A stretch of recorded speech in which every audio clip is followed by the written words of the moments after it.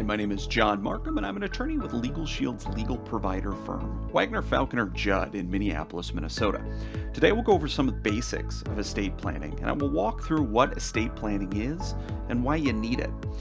I will also explain common estate planning terminology that some folks can often find confusing. What is your estate? Put simply, your estate is all the assets that you have accumulated, or in other words, it's your stuff. That includes everything from the home that you own to the lamp and couch inside that home. It includes your bank accounts and anything that you have an ownership interest in, such as a business. In short, it's anything you own that needs to go somewhere in the event that you should pass. The three main goals of estate planning can be summed up as follows: to manage your affairs during your lifetime, to distribute your estate after your death, and appoint a guardian for any dependent children or caretaker for any pets, and to minimize problems for your loved ones after your passing. Most of us don't want to consider that our family could fall into tension or anger after our passing, but unfortunately, that is more likely to happen when the family does not have clear direction in the form of a will or estate planning from you. This is why it is important to have some plan in place to ensure your family has a smooth transition to administer your estate and distribute your assets. If you don't have a will, a third party, such as a judge, will be making those decisions for you. The purpose and need for estate planning. Estate planning allows you to make your wishes known to who is to receive your assets, who will administer your estate, and who will be the guardian of your children or caretaker of any pets. This can all be accomplished through a will. You can also make your wishes known for life-sustaining treatment decisions with a physician's directive, also known as a living will or healthcare directive.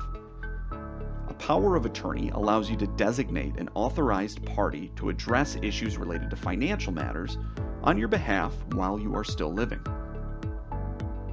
Common estate planning terminology. Intestate. Dying without a will is often called dying intestate or intestate succession. Each state has its own laws on how assets are distributed if no will is in place. A court will decide who will be the beneficiary of your assets and will appoint a guardian of your dependents. Your loved ones may also face fees that are usually higher when having to probate without a will. Power of attorney. A power of attorney allows you to authorize an individual to act on your behalf to make certain decisions while you are still living. Power of attorney can be general, authorizing your agent to conduct all acts, including financial transactions and property management. It can also be limited, authorizing your agent to conduct only specific acts or make certain decisions on your behalf. You can direct that the person act on your behalf immediately, or that they act on your behalf only if you become incapacitated or no longer able to make decisions. A healthcare directive. A healthcare directive, sometimes called the physician's directive or a living will, is a legal document related to life-sustaining treatment decisions and allows you to make your wishes known regarding end-of-life decisions. Specifically, it allows you to designate a third person to make healthcare decisions for you if you are unable to do so or are otherwise incapacitated. A personal representative or executor. This is the person who is in charge of handling your estate and wishes as documented in your will.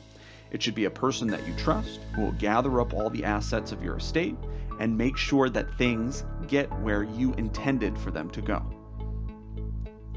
Beneficiary designations.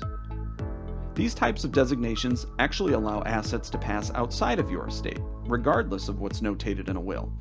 Life insurance is perhaps the most common example of this. Upon your passing, a life insurance policy that you hold will have a beneficiary that has already been designated. Upon your death, that amount becomes pay in dual to the individual who you designated. Jointly held assets. These are assets that are held in the names of two or more people, and assets held with a right of survivorship pass automatically to the survivor upon death of the other owner. The most common example of this may be a joint bank account. If one owner of the joint bank account should pass, full ownership and control of that bank account passes to the survivor. A Legal Shield family plan provides preparation of a will for both you and your spouse. You can even start the process of preparing your will right from the Legal Shield mobile app. If you are married, your spouse will need to create their own will. Each state has laws related to these estate planning documents and issues. If you have any questions about your specific estate planning needs, you should speak with your Legal Shield provider law firm in your state directly.